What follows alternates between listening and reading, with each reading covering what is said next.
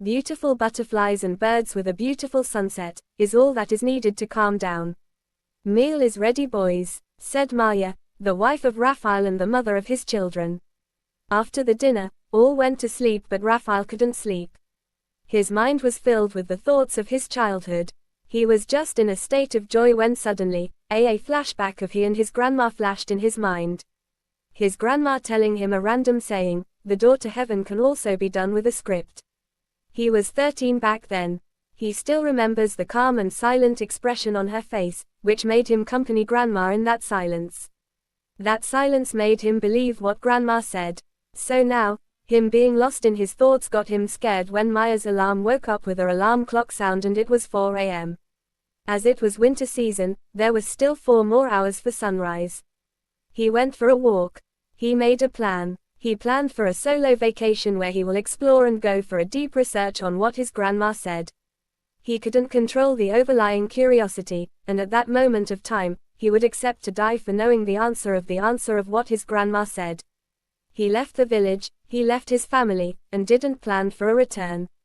He read many Japanese documents. He was from Japan. He researched hard and explored deeply but couldn't find anything like that. He was losing trust from his grandma. He wouldn't sleep for days at a time. He had a mate on his research, named Arwet. He didn't share anything with him except the fact that he needs a document where it's mentioned, the script to heaven. He was very worried and tensed, as he couldn't find any document related to what his grandma said. His trust on his grandma was slowly fading away, but suddenly Arwet came to him with a document named as "To Moon for a Script and the Script to Heaven." His eyes were in tears. Raphael patted Arwet and gave him money for the work he did for him. Arwet was his assistant and he was happy with the money that he got, and he went back home happily. The further informations written on the script were very hard to read as the documents were very old. He did some research and found out that those documents dated back to 4,000 years ago. He was shocked and couldn't believe the fact that those documents are still somewhat stable and readable. He analyzed the documents and found that the actual thing that the writer of that document wants to convey is that the actual script, which when read on the dark side of the moon, which is never seen by none on earth technically, is the moment you leave your body and dissolve in pure bliss and joy in the heaven. The document also mentioned that the actual script that should be read in order to achieve such bliss is lying in the ground of moon. He was surprised and demotivated, but his heart and mind said, "Let's die in curiosity rather than a return. At least we are going somewhere. Let's go, buddy, let's go." As always, he was a man of passion. He won't die for anything like he would die for fulfilling his passion.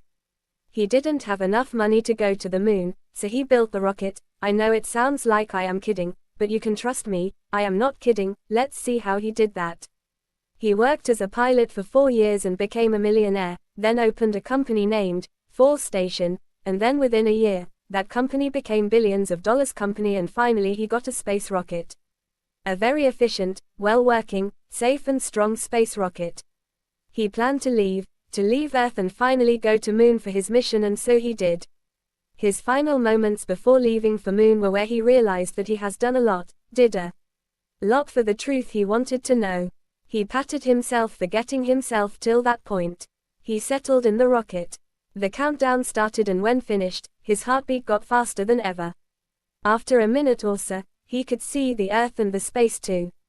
He prayed, "Grandma, all that I am today is due to you, no matter how small that moment of questioning the reality in my childhood, due to you. All of my love goes to you, Grandma, thank you, rest in peace." His eyes were in tears. He could see the Earth as an individual planet. He finally landed on the moon. He stepped out on the moon and said, "Moon, you are amazing, and very soon I will get to my destiny on you." And he smiled. He roamed around the lighted part of the moon for days with a device in his hand used to detect old or dead remains. In a day, the device used to detect around 13 things, but all that they were old and precious metals. On the 13th day, as usual, he was searching for the script while being a little hopeless and sad about it. Then suddenly, the device detected a thing again. Him being little hopeless, sat down on the ground and started digging into the ground, and that time, his eyes sparkled up, his heartbeats went faster, his hands started shaking, and what he was holding in his hands are the scripts that he had been searching since the past 13 years. He didn't waste a single minute. He ate his dinner, drank some water, packed up his bag with a torch. He had to recite the script 4 times on the dark side of the moon as mentioned on the script. Exactly after 4 seconds of completion of that ritual, he left the body. He realized that the body is not him but the soul is, and soul is different from the body. He could see his body lying on the ground of the moon. He could fly anywhere easily. He found out that the people of Earth have declared Raphael as dead, due to no contact and no message from him to the agency of the space station. Exactly after 4 days, he reached the highest state of joy and bliss in the heaven, and he could feel himself dissolving in the heaven.